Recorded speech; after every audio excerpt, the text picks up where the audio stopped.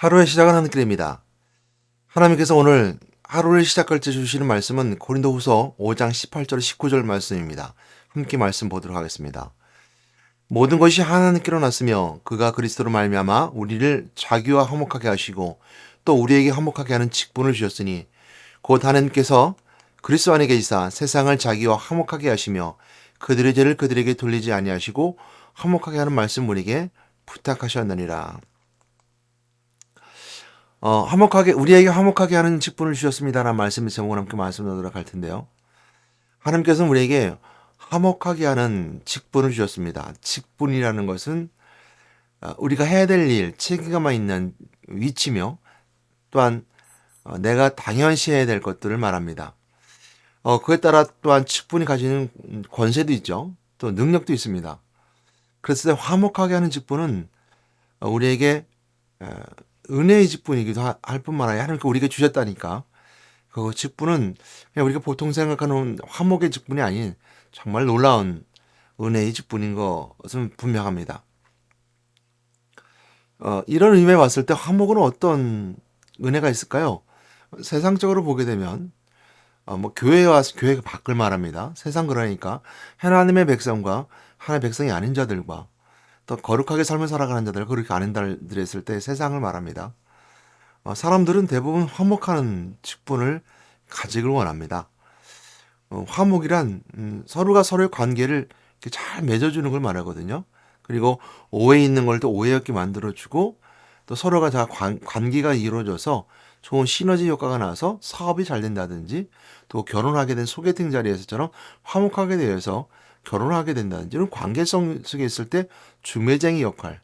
바울도 그 얘기 했거든요. 나는 중매쟁이라고 말했던 것처럼 중매쟁이 역할.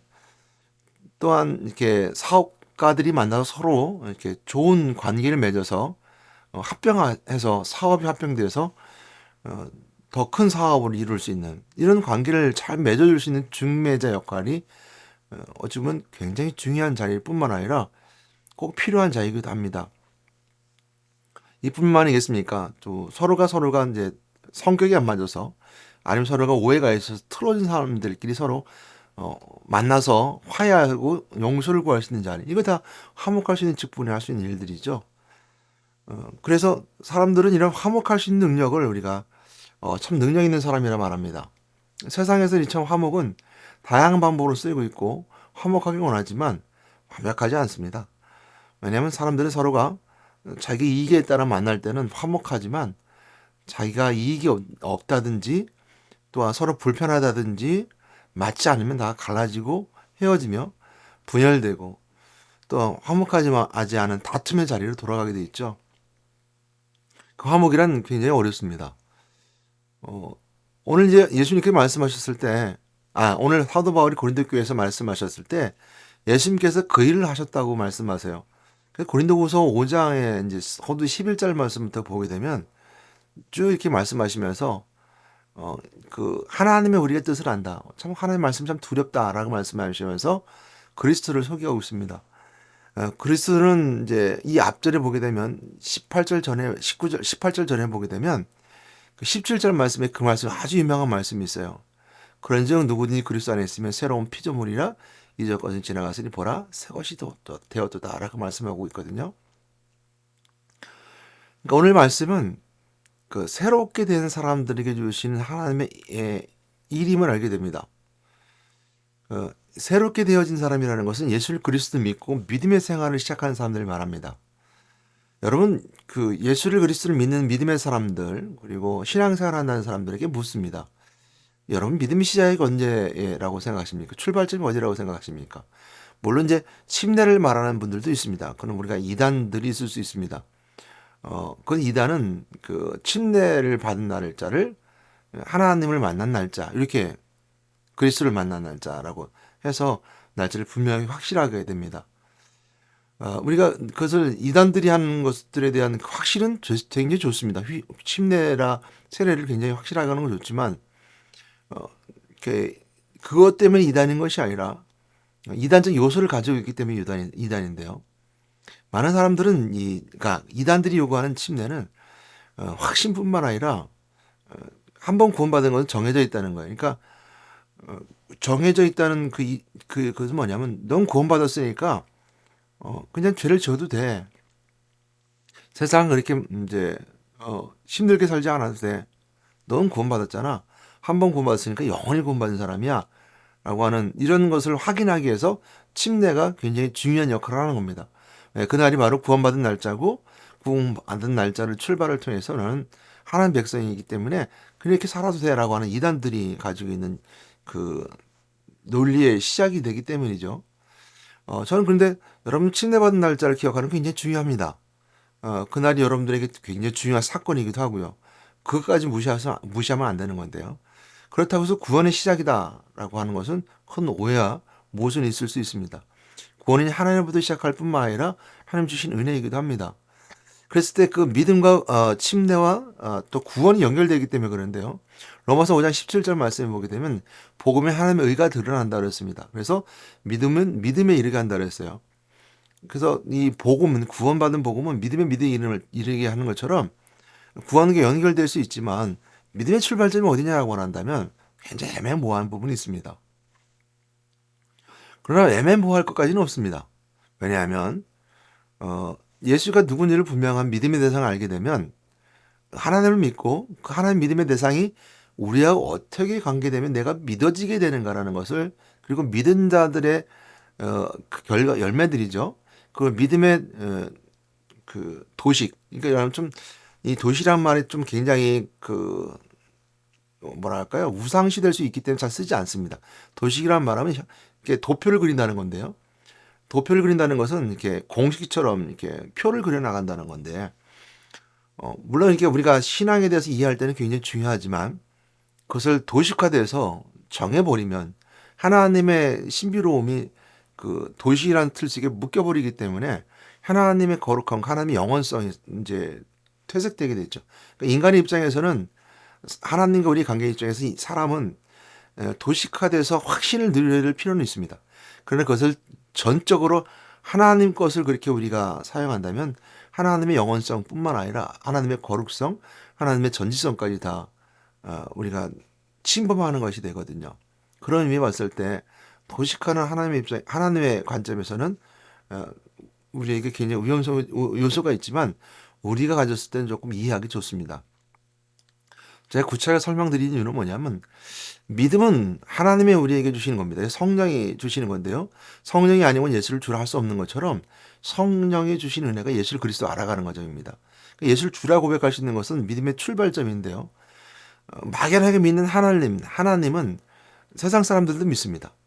우리가 그 교과서에 나와 있듯이 세상의 교양서적에도 하나님을 소개하고 있고 예수님을 소개하고 있어요. 그렇기 때문에 누군지 알 수는 있어요. 그러나 믿어지게 된다는 것은 막연한 것처럼 하나님이 이런 분이야라고 믿어지는 걸 끝나지 않는다는 것이죠. 믿음은 내 인식되어지는 그 이성과 연결되어야 되고요. 내 그 이성과 연결되어짐을 통해서 인격과 연결되어야 됩니다. 그래야지만이 삶이 바뀌게 돼 있죠. 그냥 어떤 아는 것으로 끝나고 그냥 믿어지는 것으로 끝나고 누군지 알지도 못하면서 맹목적으로 믿는 것으로 끝난다면 그래서 어찌 보면 참된 믿음이라 할 수 있습니다. 그래서 믿음의 출발점이 어디냐라고 한다면 분명히 할 수 있는 부분들이 있습니다. 그러니까 경험한 사람들이죠. 예수를 그리스도로 경험한 사람들, 특히 성경에 누가 기록하냐면 사도 바울 같은 경우 그렇죠. 예수를 믿는 자를 핍박하는 자 다메섹에서 예수님을 만나고 돌이키게 됩니다. 그러니까 그것은 사도 바울에서 굉장히 충격적인 사건이고 일평생 그가 하나님을 만난 사건으로 증언자가 됐습니다. 근데 이제 어려서부터 신앙생활하는 사람들 같은 경우는 애매모호한 게 있어요. 아주 어렸을 때부터 어머니 손잡고 다니던 사람들. 우리가 이제 이걸 말하면 모태신앙을 하는데요. 모태신앙은 없습니다. 모태신앙이 없다는 것은 뭐냐면 예수를 그리스도로 한 개인이 고백하지 않고 성령이 한 개인에게 역사하지 않는다면 성령은 그에게 그리스도를 고백할 수 없기 때문이죠. 그래서 엄마의 신앙이 엄마의 믿음이 아이에게 가는 것이 아니라 엄마의 신앙의 모습이 아이에게 영향을 줄 수는 있죠. 그리고 어렸을 때부터 그 영향 속에 있을 수 있습니다. 그래서 언제부터 출발이냐 그러면 애매모호합니다. 그래서 각 교단들마다 이제 학습하고 세례주는 시간을 나이를 정하죠. 그래서 뭐 16세, 18세부터 침례를 준다든지 이렇게 정해져. 왜냐하면 그 전에 그 아이가 정말 분명하게 예수를 그리스도 고백하고 있는가라는 분명함이 없기 때문입니다. 그러나 이제 출발점은 없지만 한 개인이 고백할 때 하나님은 아시죠. 이 아이가 3살이든 4살이든 정말 성령의 역사심을 통해서 그가 그리스도를 고백하고 있는가. 하나님을 진실한 마음으로 맞는 것은 사람은 인식되어서 알 수 없지만 하나님은 아세요. 그래서 하나님 입장에서는 우리 한 번 붙잡은 구원은 우리에게 영원한 구원으로 이끌어 주십니다. 하나님 입장에서요. 그런 의미에서 볼 때는 하나님은 알고 계세요. 나는 몰라요. 그래서 우리가 나는 알 수 없는 그 미지의 시간 속에서 정하는 것이 바로 주를 그리스도로 고백하는 시간입니다. 그러니까 성령이 아니면 예수를 주로 할 수 없는 것처럼 성령이 나로 하여금 주로 고백하는 시간이 바로 우리가 예수를 믿기 시작한 시간이라고 그 출발점을 정하는 거죠. 그러니까 어느 시기가 알 수 없으나 어느 시간 내가 3살이 4살, 5살, 6살이든 20살, 40살이든 어느 시간이 내가 믿음의 출발이라고 하는 그리스도를 믿는 믿음의 출발이라는 시간은 없으나 세상을 믿는 믿음이 아니에요. 그리스도를 믿는 믿음, 하나님 믿는 믿음이죠. 출발은 없으나 누구든지 그 출발점을 가지고 있어야 된다는 것. 어느 시점이든 내가 모태신앙이라고 말하면서 20대가 돼서 30대가 돼서 내가 주를 다시 만나고 그리스도 고백했다면 그게 내가 출발점이 돼야 된다는 거. 그러니까 믿음의 출발점은 그리스도로 고백하는 것으로부터 출발해야 된다는 것이죠. 그런 의미 봤을 때 우리가 마태복음 10장 17 말씀처럼 주는 그리스도시요 살아계신 하나님이라 고백하는 베드로의 고백처럼 그 고백이 예수를 믿는 믿음의 사람부터 출발점이 돼야 된다는 것. 이것이 우리에게 있어야 된다는 겁니다. 그러니까 어느 시점인지 우리가 알 수 없으나 우리가 믿음을 시작한다면 예수를 그리스도 고백하는 그 출발점으로 시작해야 된다는 것은 누구든지 다 가지고 있어야 된다는 거예요. 이것이 없으면 믿음이라 말할 수 없다는 거예요. 그리고 나서 우리가 이제 세례나 침례는 우리가 교회 앞에서 하나님 백성으로서 교회 공동체로서 우리가 만천하에 공포하는 자입니다. 그러니까 도장을 꽝꽝꽝 찍는 자리죠. 그러니까 표라고 그러죠. 그래서 믿고 구원받은 사람은 다 침례를 받아야 돼요. 그것은 우리가 이 땅에서 인생의 때에 우리가 삶으로 드러나는 가장 적절한 표현 방법이기 때문에 그래요. 구원받은 것은 믿음은 눈에 보이지 않고 구원은 눈에 보이지 않아요. 하나님은 그걸 아세요. 당신이 3살에 했든지 4살에 했든지 10살에 20살에 했든지 당신이 정말 진실한 하나님을 만났고 고백했던 것은 하나님 아세요. 그러나 내가 그 출발점을 갖고 내 인식 속에서 내 삶이 그리스도를 만나기 위해서는 내 인격이 변해야 되는 새로운 피조물이 되기 위해서는 분명히 그 출발점이 있어야 되고요. 그 출발점에 그리스도가 누구냐라고 했을 때 그 누구냐라는 그리스도 하나님 따라 하나님 만나는 길 열어주신 선자요. 내 죄를 용서하신 참된 제상대에서 그 어린 양을 보라 했던 그 죄사함의 어린 양 나를 위해 십자가 죽으신 그리스도를 통해서 내가 용서받는 그 죄사함 받는 그리스도 제사장되신 그리스도죠. 그리고 죽음은 끝나지 아니하고 부활하심을 통해서 왕신을 세상 가운데 선포하게 하시고 마귀 권세를 무너뜨리게 하심을 통해서 사망 권세가 잡은 자 그 하나님의 권세를 통해서 우리가 자유를 누릴 수 있는 것이 이것이 바로 그리스도가 우리에게 하셨던 일이죠. 그가 그리스도예요. 그래서 그리스도인데 오늘 이제 본문에서 무슨 말씀하고 있냐면 그리스도 통해서 하나님과 화목하게 하셨다는 부분을 말씀해 주고 있어요. 그것을 설명해 주는 부분이 오늘 이제 18절, 19절 말씀이에요. 물론 그 앞절에서부터 나오게 되죠. 그 앞절에서부터 16절 말씀부터 보면 이렇게 말씀해 주고 있어요. 그러므로 우리가 이제부터는 어떤 사람도 육신을 따라 알지 아니하노라. 비록 우리가 그리스도 육신을 따라왔으나 이제부터는 그같이 알지 아니하노라. 이렇게 말씀하시면서 그런즉 누구든지 그리스도 안에 있으면 새로운 피조물이라 이전 것은 지나갔으니 보라 새 것이 되었다라고 말씀하고 있습니다. 육신 따라 알지 않고 그리스도 육신을 따라 알았다 그랬습니다. 그리스도를 통해서 알았고 그리스도를 통해서 하나님을 알았다는 거예요. 그래서 그 앞절을 보게 되면 13절 말씀부터 쭉 보게 되면 원래 11절 말씀부터 보게 되는데 13절 말씀부터 보게 되면 우리가 만일 미쳤어도 하나님을 위한 것이요 정신이 온전해도 너희를 위한 것이니 그리스도의 사랑이 우리를 강권하시는도다. 우리가 생각하건대 사도 바울이 얘기한 겁니다. 사도 바울이 고린도교회 한 사람이 모든 사람을 대신해 죽었은지 그러니까 예수 그리스도께서 모든 사람을 대신해 죽었대요. 14절 말씀이에요. 고린도후서 5장 14절 모든 사람이 죽은 것이라. 그러니까 예수 그리스도가 죽으셨으니까 예수 그리스도를 믿는 믿음의 사람들 예수 그리스도를 믿고자 하는 사람들 다 그리스도와 함께 죽었다는 거예요. 14절 말씀이 그 설명이에요. 15절 말씀에 그가 모든 사람을 대신해 죽으심은, 예수님께서 모든 사람을 대신해 죽으심은 살아있는 자들로 하여금 다시는 그들 자신을 위해 살지 않고 오직 그들을 대신해 죽었다가 다시 살아나신 이를 위하여 살게 하려 하심이라. 예수님께서 죽으셨는데 그 죽으심을 따라가는 모든 그리스도인들은, 그리스도 믿는 사람은 다 죽었다는 거예요. 근데 왜 그렇게 죽으셨느냐 한다면, 왜 우리를 위해 죽으셨느냐?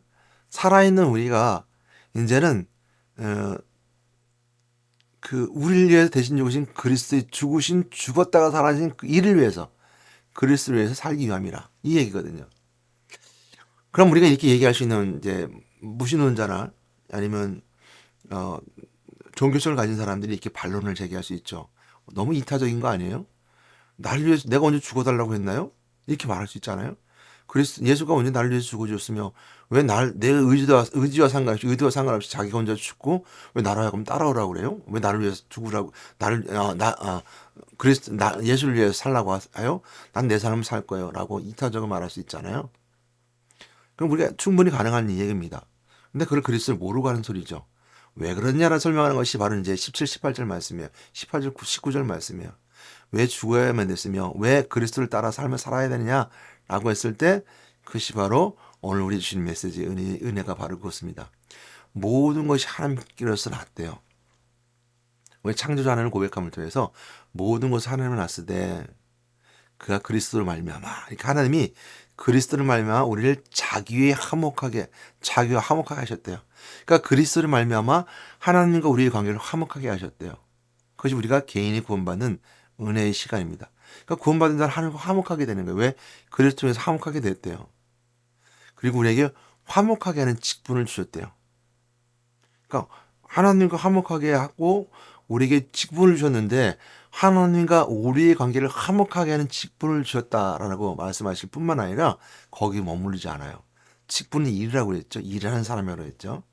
그러니까 우리가 이 말씀을 가지고 19절 말씀에 보면 곧 하나님께서 그리스도 안에 계시사 세상을 자기와 화목하게 하시며, 이 말씀하고 있어요.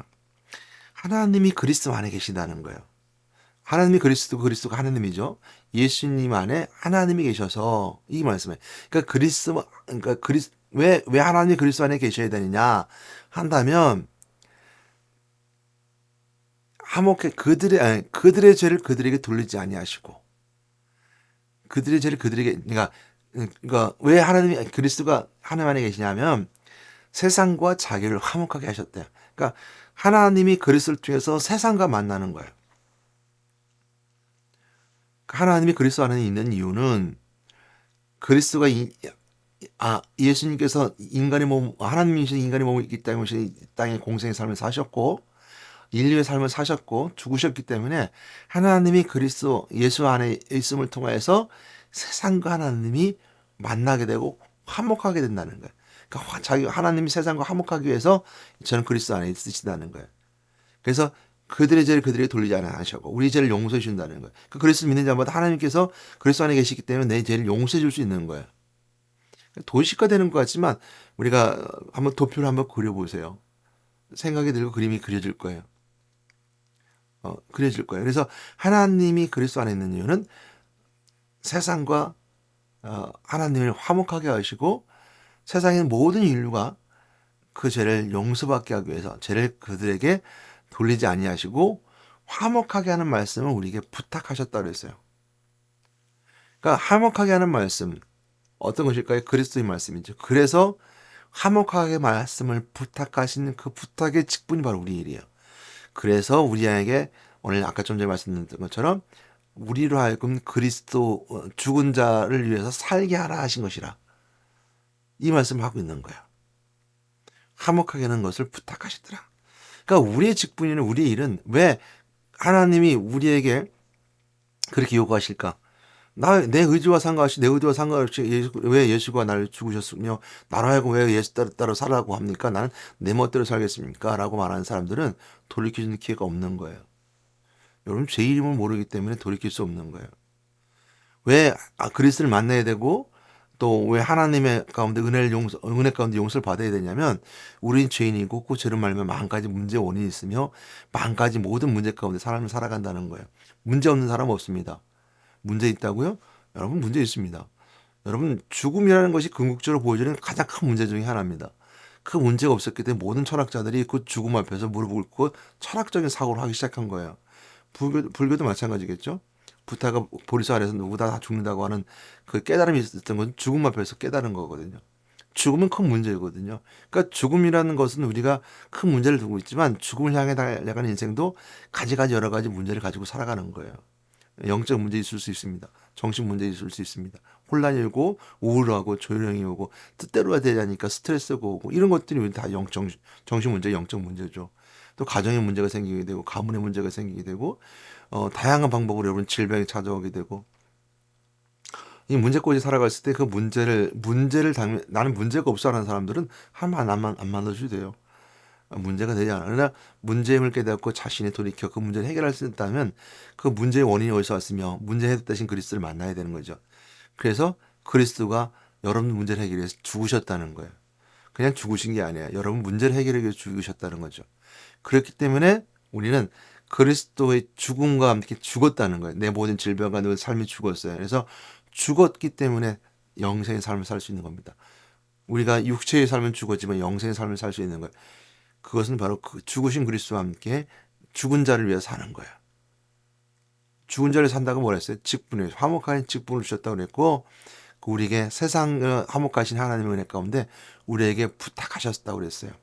우리가 일이기 때문에 우리가 그리스도 다시 살아나시를 위해서 살게 하는 것이 바로 하나님의 뜻이고 우리의 삶 속에 가장 하나님의 뜻대로 삶을 사람 중에서 가장 고귀한 은혜의 삶인 것을 우리가 분명히 밝게 말씀해 주고 있는 겁니다.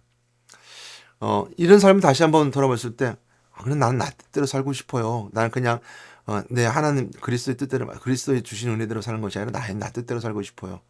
그럴 수 있지만 여러분 권면하고 부탁합니다. 여러분 뜻대로 삶을 살아가는 거 바른 길은 아닙니다. 그러나 하나님께서는 여러분들에게 그 천편일적이라고 그러나요? 똑같이 같은 어떤 사람처럼 살기 원하시는 건 아니에요. 무슨 얘기냐면 인형을 찍어내듯이 똑같은 사람이 인형을 찍어내서 똑같이 그 인형이 하는 일들이 똑같이 일을 일어나는 것을 원하시는 건 아니에요. 우리가 하나님께서 우리에게 주신 은혜는 화목하게 는 재물, 화목하게 직분, 그리고 우리가 부탁하신 말씀을 통해서 할 수 있는 것처럼 화목하게 하는 말씀 우리에게 부탁하셨느라는 말씀이 사도 바울이 고린도교회에 주면서 부탁하셨다는 말씀을 통해서 그 말씀이 얼마나 인격적으로 존중하며 우리가 다가오고 있는 것을 알게 되는 것처럼 우리에게 다가오는 것이죠. 그래서 우리는 각자의 삶의 자리가 있습니다. 군인은 군인, 정치인 정치인, 학생은 학생, 또 선생님 선생님, 또 사업가는 사업가, 또 공무원은 공무원, 다 각자의 삶을 살아가면서 여러분의 삶 속에서 화목하게 하는 은혜가 있으며 여러분들이 영이 또 여러분들이 삶의 중심에 여러분의 마음이 여러분의 삶의 모습이 하나님 만나는 삶의 자세로 삶을 살아가기 원하는 것이고 모든 삶의 포커스에 그렇게 맞춰서 삶을 살아감을 통해서 인생의 때의 삶을 살아가면서 가장 아름다운 영적인 삶을 살아가라고 하나님께서 우리에게 주는 축복이라는 거예요. 여러분들이 그 부모가 여러분 자식에게 좋은 걸 주고 좋은 삶을 주시고 좋은 것을 만들어주기 원하세요. 이렇게 그렇기 때문에 하나님께서는 여러분들에게 가장 아름답고 고귀하고 생명력 있는 삶을 살기 원하시기 때문에 그 삶을 제시한 거예요. 그렇지 않으면 여러분들은 영적 세계 속에 마귀에 붙잡혀서 가장 타락적인 삶을 살아갑니다. 내가 내 뜻대로 살아가고 하나님 뜻대로 살지 않겠습니다. 그 생각 여러분 생각 같죠? 그렇지 않아요. 마귀가 여러분을 본능적으로 끌고가는 세상의 삶을 살아가게 만들어요. 그건 타락의 길이에요. 여러분 뜻대로 삶을 살아간다고 말하는 사람들은 계획 없이 그냥 무분별하게 쾌락을 따라가면 문제가 있을 수 있어요. 그건 마귀가 주는 세상의 삶입니다. 여러분 아무리 세상 가운데 계획을 세우고 여러분 아무리 지식을 짜는다 하더라도 하나님이 주신 제시하시는 하나님의 가장 고귀한 인생의 삶은 가치에 비교할 수 없는 거예요. 하나님께 우리 주신 직분은 바로 그런 의미가 있습니다. 오늘 화목하게 하는 직분을 주셨다는 말씀을 붙잡고 여러분 가장 은혜 가운데 삶을 살아가는 여러분 되시기를 주님의 이름으로 권면하며 축복합니다. 다시 한번 다 같이 기도하겠습니다. 사랑하는 하나님 감사합니다. 우리를 화목하게 하는 직분을 주셨으니 그 직분 감당케 하시는 너무 감사합니다. 오늘 믿지 않는 자들에게 믿음을 통해서 그리스도를 만나게 도와주시고 믿는 자들에게 오늘도 나에게 준 직분이 있음을 깨닫고 다시 한번 세상과 화목하게 하시는 그리스도 안에 우리가 삶을 살아가게 도와주시고 우리에서 오신 그리스도의 삶으로 우리 삶을 이끌어가는 그 생명의 아름다운 은혜의 삶을 살아갈 수 있는 저희들 되게끔 저희들로 성령이 도와주시고 인도하시고 역사하셔서 충만히 인도해 주시옵소서. 오늘 함께 해주신 것 감사드립니다. 우리 예수 이름으로 기도드렸습니다. 아멘.